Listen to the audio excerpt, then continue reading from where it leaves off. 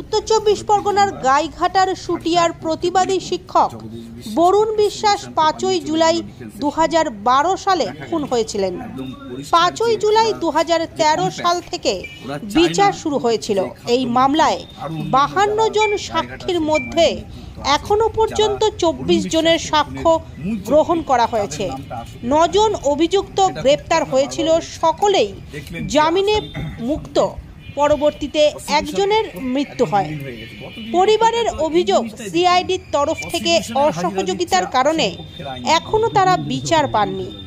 বৃহস্পতিবার বনগাঁ additional district and session জাজ ফাস্ট ট্র্যাক এক আদালতে সাক্ষীর দিন থাকলেও ডাকা হয়নি তার বাবা জগদীশ বিশ্বাসকে এবং এদিন বরুণ বিশ্বাসের দিদি প্রমীলা রায় বিশ্বাস এই মামলায় সাক্ষী হতে চেয়ে আদালতের কাছে আবেদন জানিয়েছেন।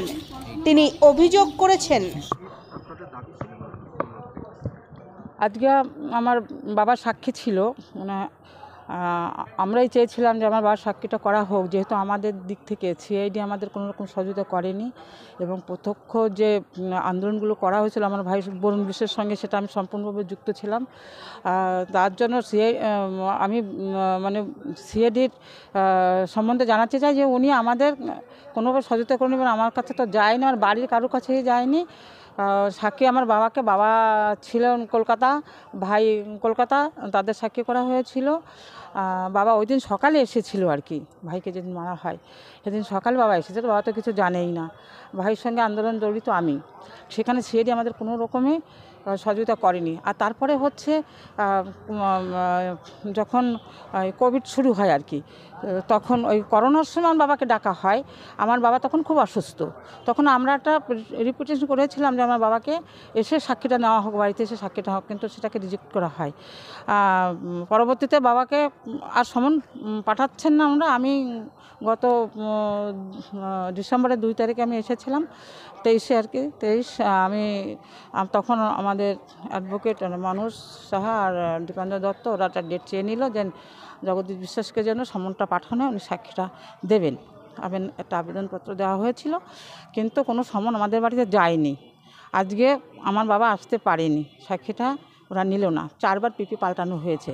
আর এটা পুরো আমার বাবা আসবে কি, সমনটা তো যায়নি। সমনটা না গেলে আসবে করে কি, সাক্ষীটা ডাকবে কে, কাকে? সমন অন্যান্য কারা রয়েছে তাদের ডেকেছে, যাদের আমরা চিনি না। চার্জশিটে যাদের নাম রয়েছে আমরা মানে 100% কাউকে চিনি না। আমি খোঁজ নিয়েছি, আমার যখন চার্জশিটটা আমার কাছে যায় তখন আমি খোঁজ নিয়ে দেখে আমি এদের চিনি, তারা কারা কোথাকার কে আমি তা জানি না।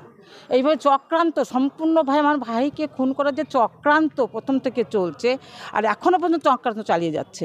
সেই জাতি বিচারটা না হয় বরুণের বিচার, যার কারণ এই সরকার এই সরকারই করছেন। তানার চোর গুন্ডা খুনিরা বেঁধে যাবে, তানার দলের সব চোরের মায়ের বড় গলা, তার যে সন্তান। এ সরকার বিশ্বাস থাকলে তাদের আমার দিয়ে আজকে 11 বছর 10 বছর পার হয়ে গেলে, 11 বছর চলছে, আজও পর্যন্ত কিছু হলো না। 4 বার পিপি পাল্টালেন, আজও আমরা কোনো সুরাহাও পেলাম না। তাহলে তার কাছে থাকে আমাদের আশা থাকে করে। তা আমরা সিবিআই দাবি করেছি, আমরা হাইকোর্টে গেছিলাম, আমরা সিবিআই ইডি হোক এনআই হোক, আমার ভাইয়ের সঠিক তদন্ত হোক, আসল দোষীটা ধরা পড়ুক। কারণ আমার ভাই একজন নিষ্পাপ, সে মানুষের জন্য কাজ করে গেছে। সে নিষ্পাপ, নিজের অর্থ দিয়ে নিজের উপার্জন দিয়ে সমস্ত সমাজটাকে সে আপন করে নিয়েছিল, নিজেকে বিলিয়ে দিয়েছিল। সেটা সমস্ত মানুষ জানে, যারা খুন করেছে তারাও জানে।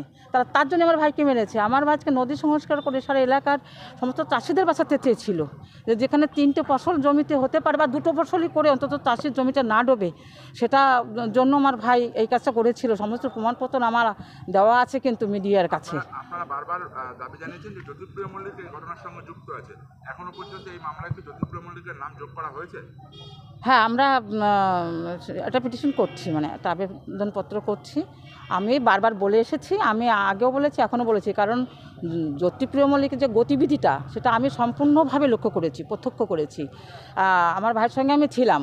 আমার ভাই যে প্রতিবাদটা করেছে মানুষের সমাজ বিরোধীদের বিরুদ্ধে, আর ও করেছে সমাজ বিরোধীদের বিরুদ্ধে মানে হয়ে, হ্যাঁ, সমাজ বিরোধীদের হয়ে তিনি আমার ভাইয়ের বিরুদ্ধে লড়াই করেছেন। আমাকে তো সিবিআই কোনো সহযোগিতা আমাদের করেনি, সিবিআই আমাকে তো সাক্ষী করেইনি।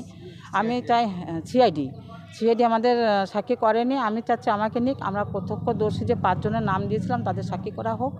আমরা এটা এখন আবেদন জানিয়েছি কোর্টে। আমার নাম প্রমীলা রায় বিশ্বাস। না না, 4 বার পিপি পাল্টানো হয়েছে, আমাদের সঙ্গে কোনো যোগাযোগ করছে না। আমি তো চিনিই না লাস্টে কে পিপি এখন কী আছেন হ্যাঁ, উচ্চ আদালতে আমরা গেছিলাম তো, ওখান থেকে আমাদের 5টা নাম বলছিল আপনারা দিতে পারেন প্রত্যক্ষদর্শী, আমরা দিয়েছিলাম। সেগুলোকে কোর্ট এখনও সেটা গ্রহণ করেনি।